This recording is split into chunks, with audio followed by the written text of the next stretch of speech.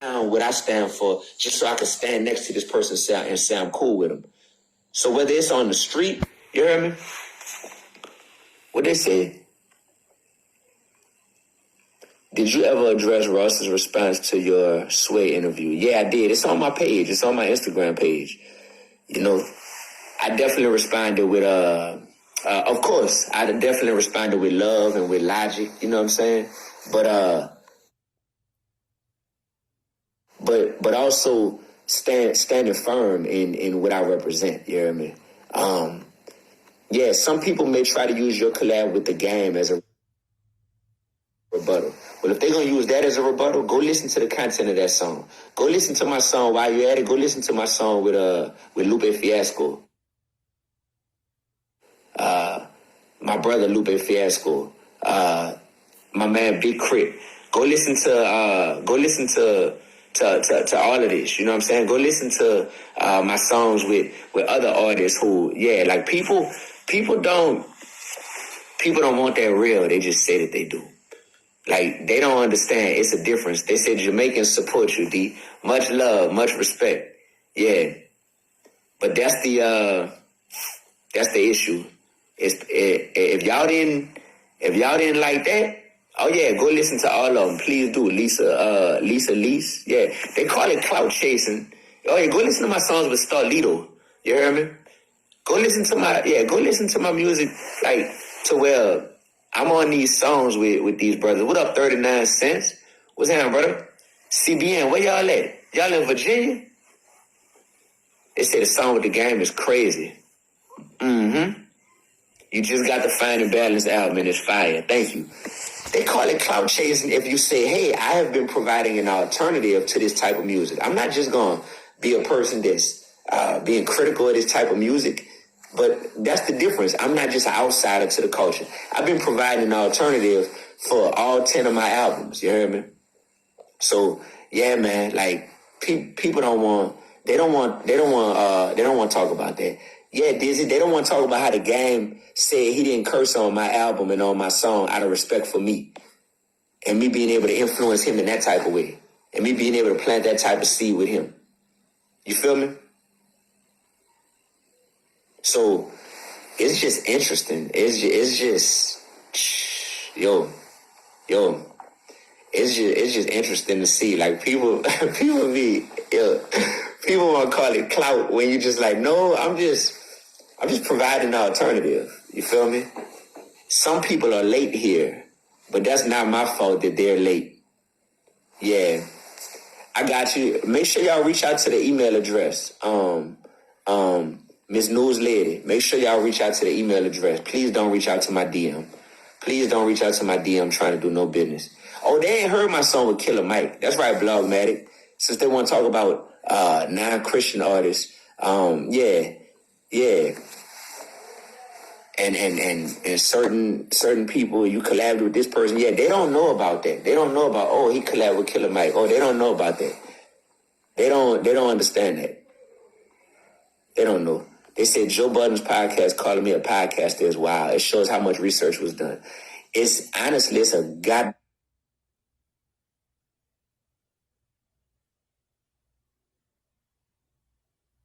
doggone shame. Look at my dude in here. What up, B? What up, B McFly?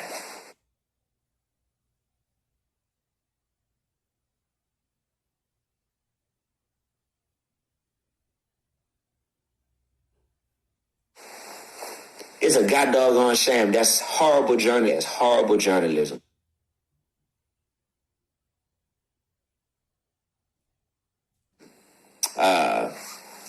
Yes, sir. So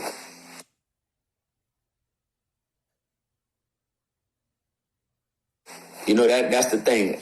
If somebody, nah, man, they crazy. But shout out to all the people on Joe podcast agree with what I'm doing. Everybody on his podcast. Joe, we wouldn't even be talking about this if this hadn't been brought up in the way it was brought up. And he did it out of love.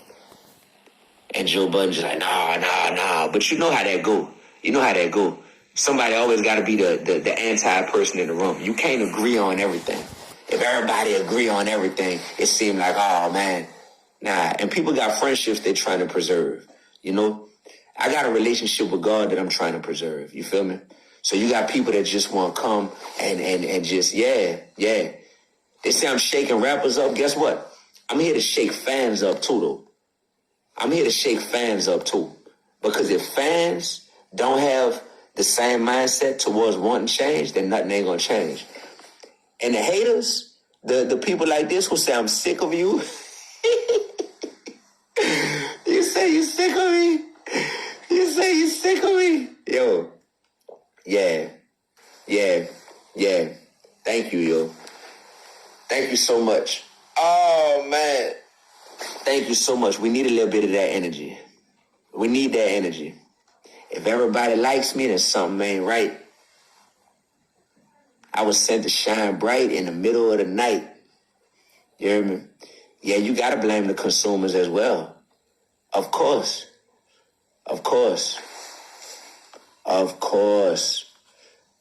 Listen, don't let the word white supremacy be a trigger word for some of y'all. If something is so anti-black, my brother, what up, Tony Baker? What's happening, brother? Yeah. Like, we want to have this conversation. And just to tell y'all the truth, it's some, y'all keep praying on it. It's a very strong possibility that these conversations are about to be happening in public. The conversations that y'all all want to see. D1, are you and this person going to talk? You and this person going to talk? I'm very hopeful. But yeah, my man Tony Baker in here. Just another example of, look, here we go. Get off. See, y'all wanting to make this about just specifically about certain artists. This is not just specifically about certain artists. I want y'all to know that and understand that, all right? But Tony Baker is another example of somebody who, in entertainment, doesn't have to say, I'm going to have to make it at the expense of my morals, at the expense of having to make my community look horrible and continue to perpetuate negative messages to my community on a massive scale. That's another example of that. So shout out to Tony Baker. You hear me?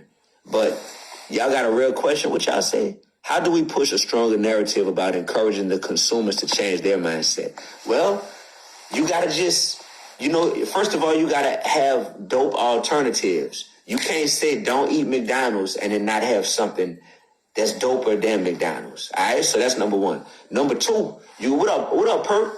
Salute.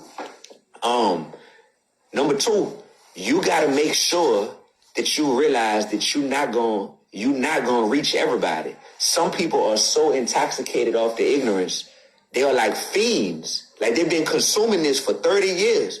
If they've been consuming something for 30 years straight, you got to ask yourself, who am I to think that I'm going to come along and change all of them? So it's not that. It's not about that. But it's also about knowing that there's a lot of consumers who are on the fence. There's a lot of consumers who are like, man, I don't even think too hard about it. I just take what gets pushed to me. That's it. I just take what gets pushed to me. Then you got people like this who want to come on here and they want to name other artists, right? They want to name other artists and say, why you ain't call this person out? Why you ain't call this person out? Why you ain't call this person out? If you have the ability to name other artists that you feel like need to be called out, the real question is, why are you not calling people out? And then you got so many people that want to get caught up on the process and take away from the principle. The principle is the subject matter that I'm calling out. The principle is the consumption habits that's being called out. But you got some people that only want to focus on, well, I heard this name, or I heard this name, or I heard that name. I have no issue, no personal problem with any of them people. There you go, Dr. Boyce. Hold on, let me call my man Dr. Boyce in here. Get y'all coffee.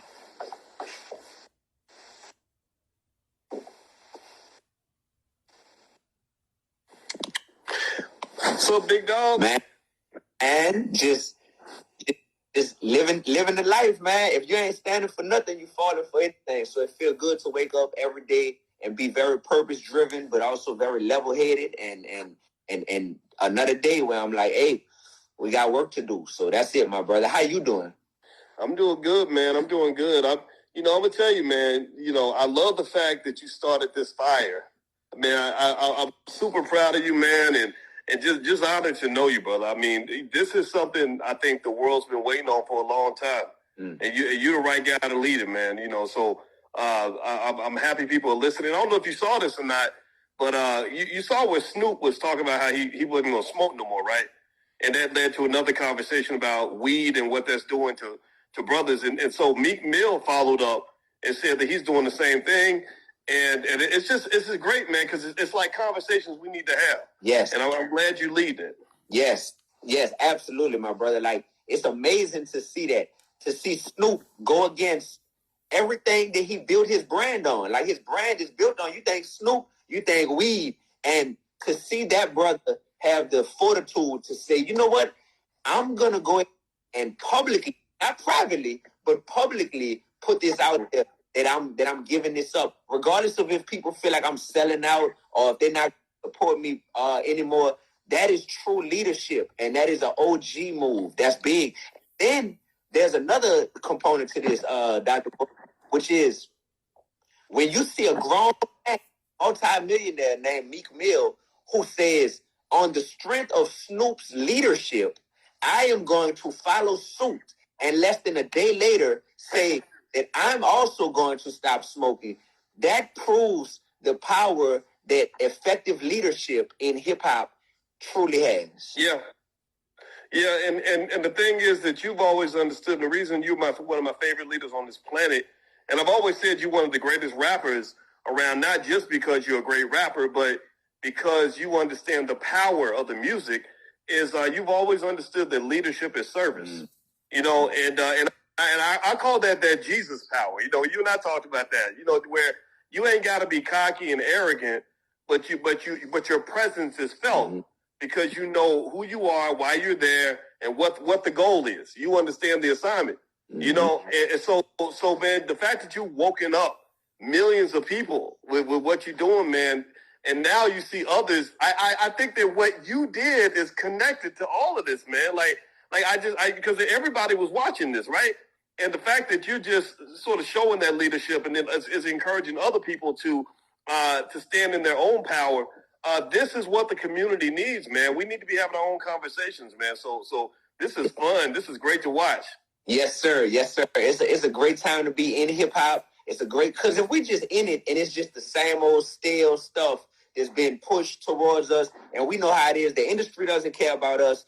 If the artists are so desperate for fame and money that they're going to do whatever the industry wants them to do to stay paid, and if the consumers aren't thinking actively, and if they're just taking what's being pushed on them, it's just the same old destructive cycle. But now to feel like like we breaking up their cycle right now, and we're offering something better, which is free thought. We're offering something better, which is top tier creativity as alternatives to this. That right there, man, that makes me excited to continue to be in this game, man. So thank you. Yeah, man. I mean, it's it's funny. Like, you are a teacher who is a great rapper, and I'm a teacher who wishes I was a rapper, right? Because we kind of have the same job. We have the mission. We're both on that mission vision, and we express it in our own way.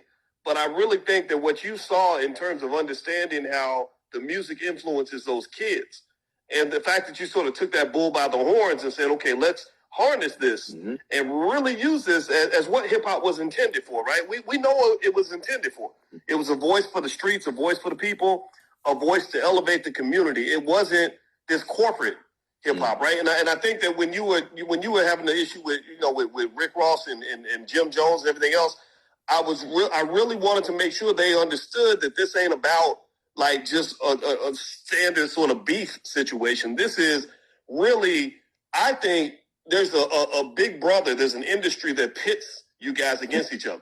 Because I think that when y'all in the room sitting there talking, I've seen how you get along. You get along with everybody. Yeah.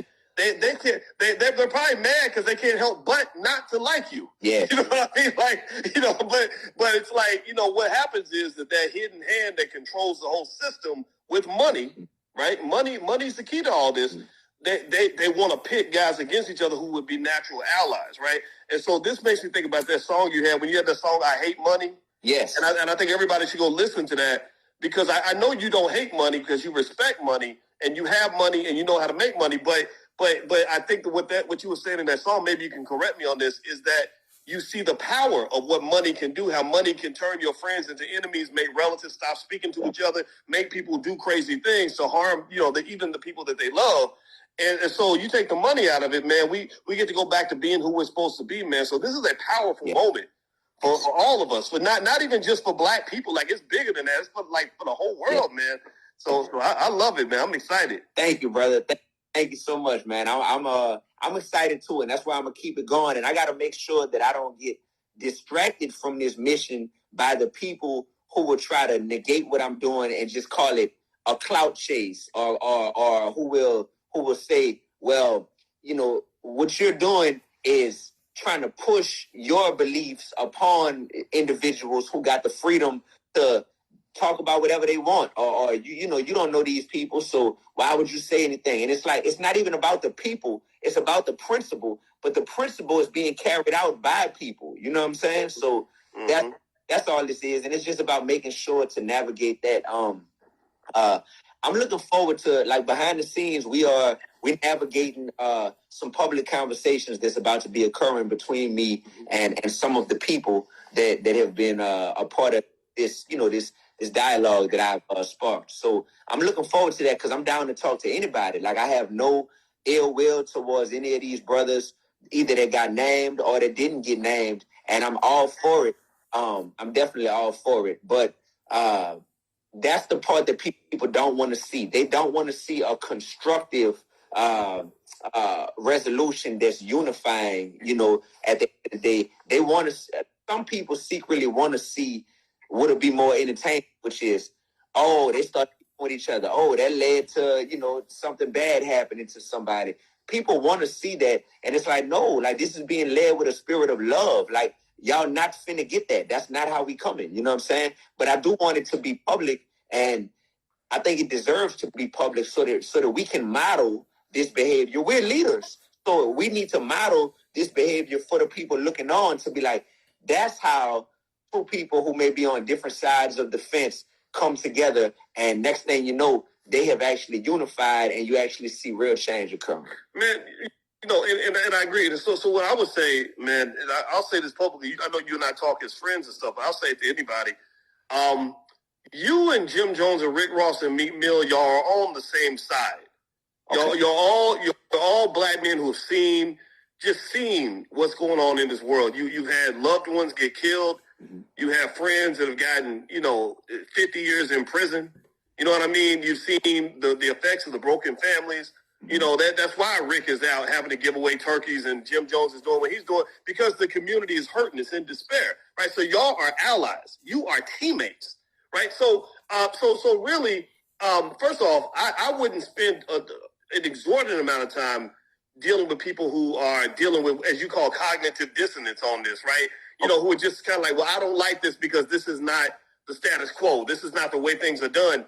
But I think at the same time, there's always that debate within entertainment about free expression versus, when is it too much, right? Like when do you allow an artist to have free expression to say whatever they want versus having any sort of anything that appears to be a type of censorship or something like that, right? And here's the thing. Freedom of speech doesn't really exist in corporate hip hop. Because while an artist might say, well, I'm exercising my free speech, that's why I'm talking about killing and dealing and thugging and womanizing and all these other crazy things. No, you're not doing that out of free speech. You're doing that that's corporate speech. That's the people with the money that are telling you this is the type of album that'll sell. This is what you got to do to fill up your concert venues. This is what you got to do to make money.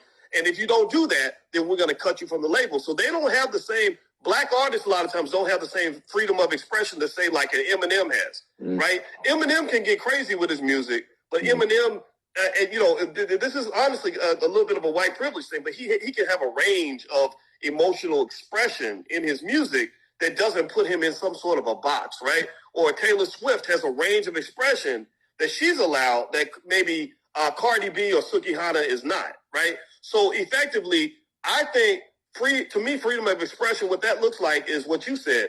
You and important people in the industry, including some of these executives, right? Just talking about it and saying, okay, well, how do we put guardrails on this and acknowledge that hip hop is the most influential form of expression on this planet?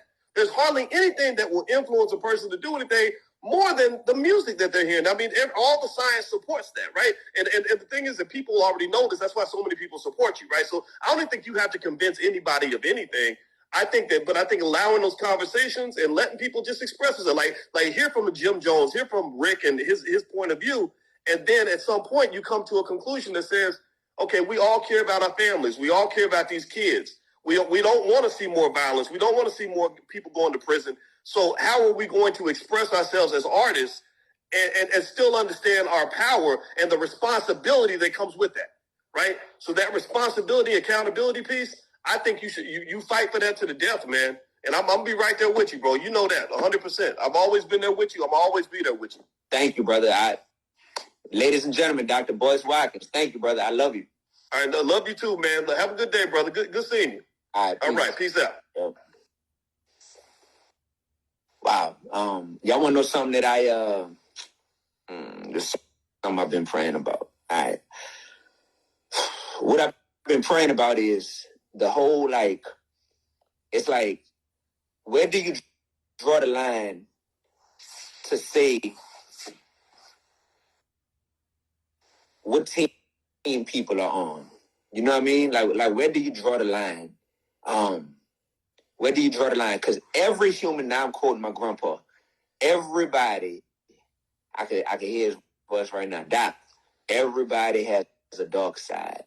So no matter who you are, everybody has a dark side, right? Everybody also has God in them because God created all of us.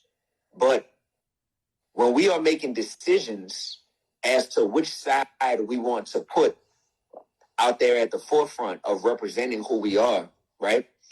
We have to ask ourselves, like, we are technically all brothers and sisters, but at what point is it, and this is, I'm not telling y'all this to say I have the answer for this, but at a certain point, right? When is that line drawn to where it's like, hey, God can use anybody